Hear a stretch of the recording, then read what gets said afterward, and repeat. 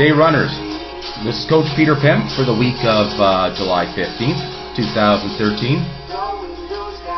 And thanks to sponsor Dead Sound Revival for this week's opening tune choice. If you enjoy alternative, then go to deadsoundrevival.com, where words fail and music speaks. So, what's been happening? Well, last week I told you I was heading out to see the premiere of Bog Milka Bog, and that I did. Went with a friend to the Eglinton Square Theatre for the 1:50 matinee. There were only about 15 others in the theatre, but you know what? It's a darn good movie. And even though it's over 3 hours long, the time flies by. The action's great, and it's visually very cool to watch. And it makes you laugh and it makes you cry. And meanwhile, over in India, it's been a major box office success in its first week. And it even opened in about 140 theaters, I think it was, in the United States. Wikipedia has a good synopsis of the critical reception, which has been really, really favorable. Of course, I had a high interest in the running action scenes. I mean, we spent so much time choreographing the races over a 2-week period, literally working dawn to dusk, running and rerunning various races. But get this, there's probably less than 10 minutes total of actual running in the movie. But what they did use was very effective. A funny thing was in the credits at the end of the movie, they listed me as one of the athletes, which is a riot, instead of my official title of Assistant Sports Coordinator. But that's okay, I'll take it. What else has been happening? Well, I have to give 3 shout-outs to the World Anti-Doping Agency, or WADA. They continue to nail the druggies. I'm sure you've all heard the news about Tyson Gay, Asofapol, etc., so no need to go into it, other than to say I'm just happy that WADA is keeping up the fight. We shouldn't have to tell little Johnny or Jane that in order to get to the top of the podium you have to resort to using drugs. On a fun note, I just received this note from one of my Canadian clients who was over in London, England, and she wrote, we did the London 10K race last Sunday morning. Spectacular route past all the sites, but so hot. There were 25,000 runners and one mad scrum at the start.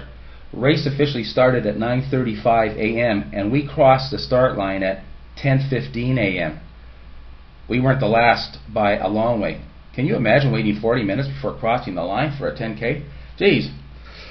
One final happening I want to report. I have to congratulate my associate and daughter, Laura Pim, on her being appointed by Trillium College in Toronto to be an instructor for the massage therapy program.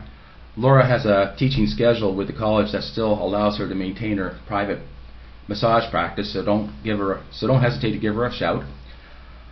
Okay, let's get to today's topic. I recently got this question from a client. Coach, do you have any tips for when racing over hilly courses? I find myself just dead when I get to the top of the hills. Fair enough. I do just happen to have a couple of tips, but before passing them along, I'll just make the point that before you even get to the race, you should have been doing runs in training that include slopes that are similar to what you're going to encounter in the races, both uphill and downhill.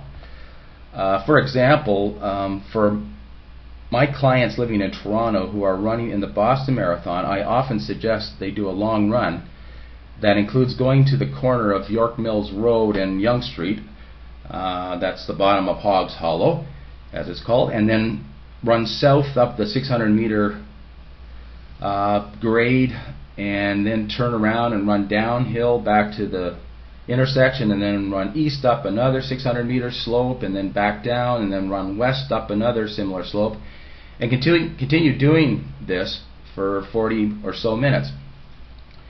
In this example, the grades are at least 4 to 5%, so they're steeper than Heartbreak Hill.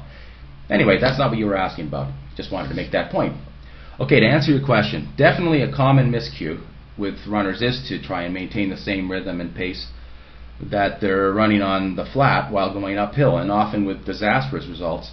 It's just common sense. If you run the same pace going uphill, you're doing much more muscle work, which is demanding more oxygen. And this, in turn, can cause you to incur a sudden and dramatic increase in lactic acid levels. And once that happens, it can take many minutes before it's reduced back to the level it was on the flat. And in the meantime, your ability to resume your desired race pace can suffer tremendously. Now, as your total muscle work increases, so does the oxygen demand increase, and this is accompanied by greater ventilation or breathing rates and depth and increased heart rate.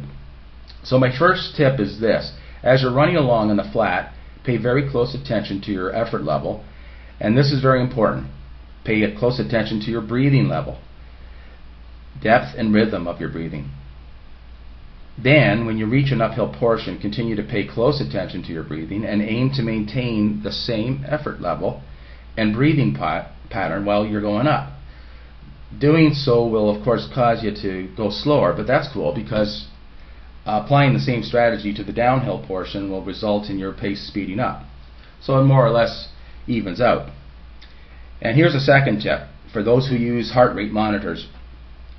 At the same time as you are practicing my first tip, check out what your heart rate is while on the flat, and then when you get to an uphill portion, adjust your pace in order to maintain the same heart rate. Got it? So there you go, and remember, if you want to get into Juilliard, practice, practice, practice. That's it for now, runners. See you on the road.